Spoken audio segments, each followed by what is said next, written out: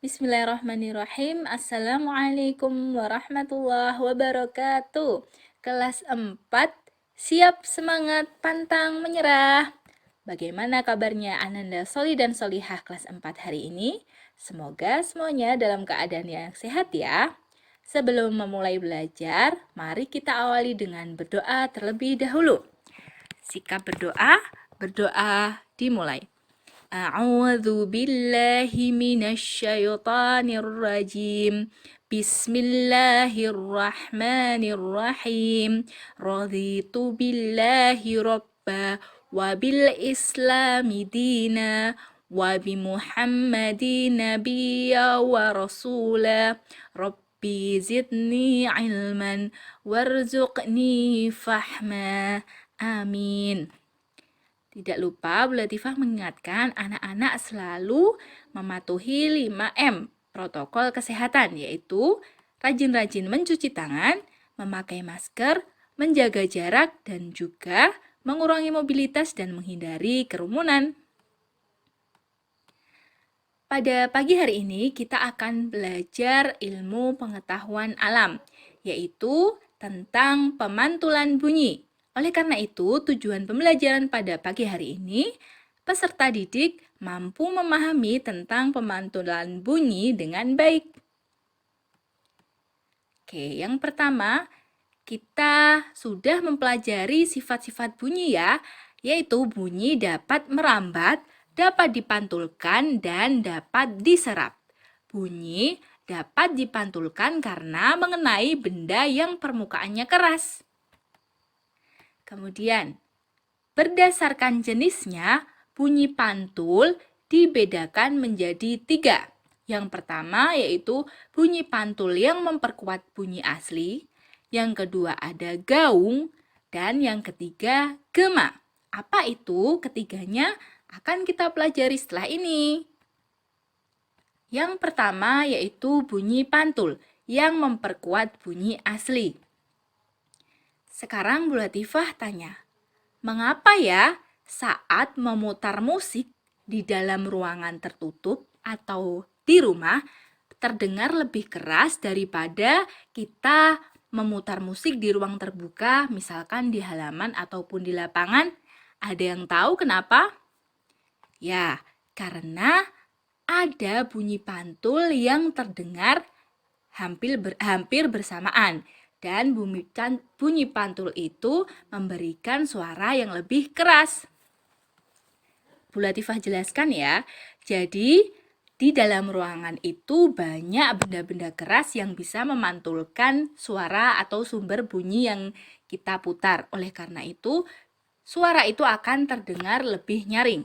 Bunyi pantul yang memperkuat bunyi asli itu adalah bunyi pantul yang terdengar saat jarak antara sumber bunyi, di sini adalah anak-anak memutar musik, dan dinding pantul yang jaraknya itu dekat atau kurang dari 10 meter.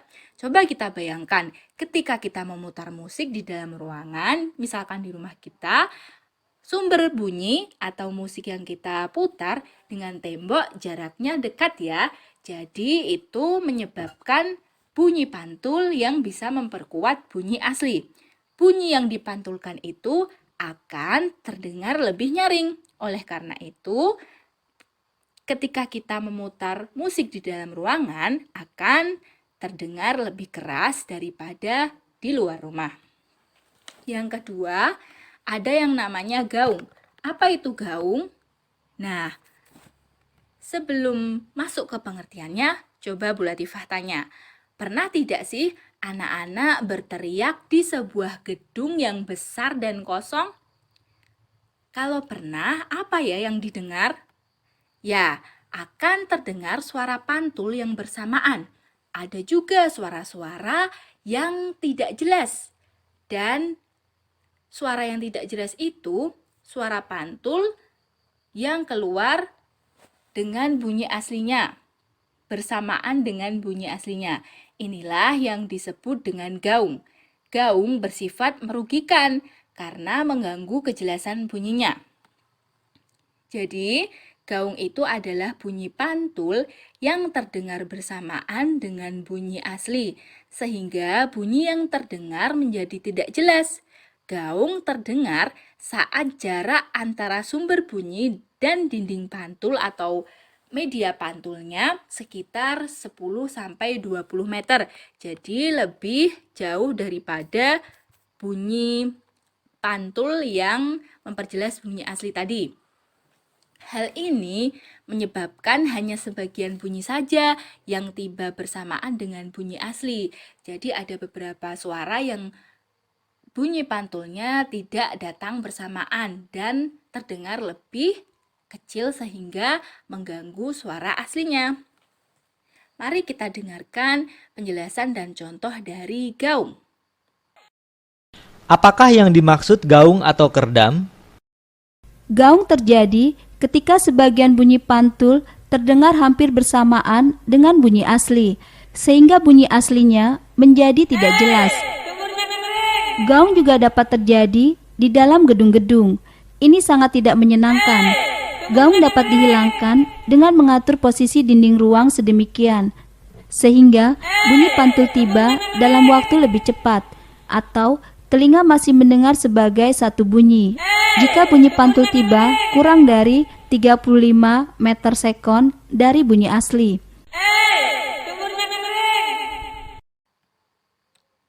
Nah, setelah gaung, anak-anak sudah mendengarkan penjelasan dan contohnya. Yang ketiga ada namanya gema. Apa itu gema? Pernahkah anak-anak berteriak di alam terbuka seperti di atas tebing, di sawah, ataupun di dalam gua? Kalau pernah, pasti anak-anak akan mendengar suara yang keluar setelah suara asli kita. Nah, bunyi pantulan itu disebut dengan gema. Apa itu gema? Gema adalah bunyi pantul yang muncul setelah bunyi asli dikirim. Jadi ketika kita berteriak, ada bunyi pantul yang kita dengar itu adalah gema.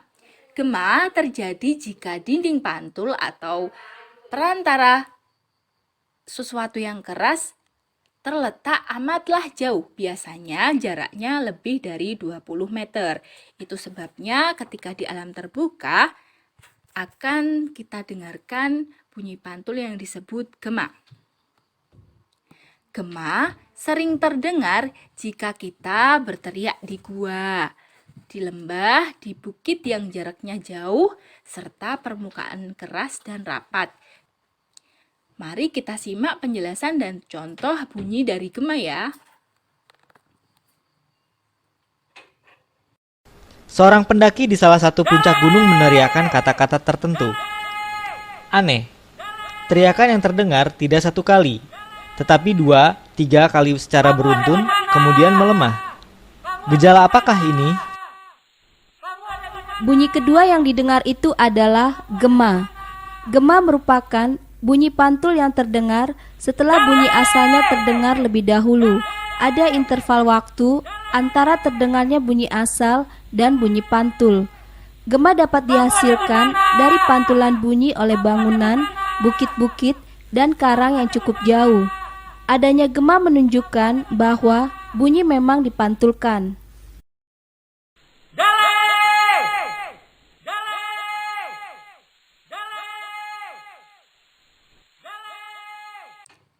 Nah, setelah mendengarkan penjelasan dan juga mendengar contoh dari gaung dan gema, silahkan anak-anak mengerjakan latihan soal di bawah ini ya. Ada 4 soal yang harus anak-anak kerjakan. Bisa ditulis, disalin di buku tulis IPA anak-anak. Kemudian dijawab, jangan lupa dikirimkan ke Bu Latifah. Bu Latifah tunggu sampai jam 9 malam. Cukup sekian pembelajaran pada pagi hari ini ya. Semoga menambah pengetahuan kita semua. Terima kasih sudah belajar bersama. Tetap semangat. Wassalamualaikum warahmatullahi wabarakatuh.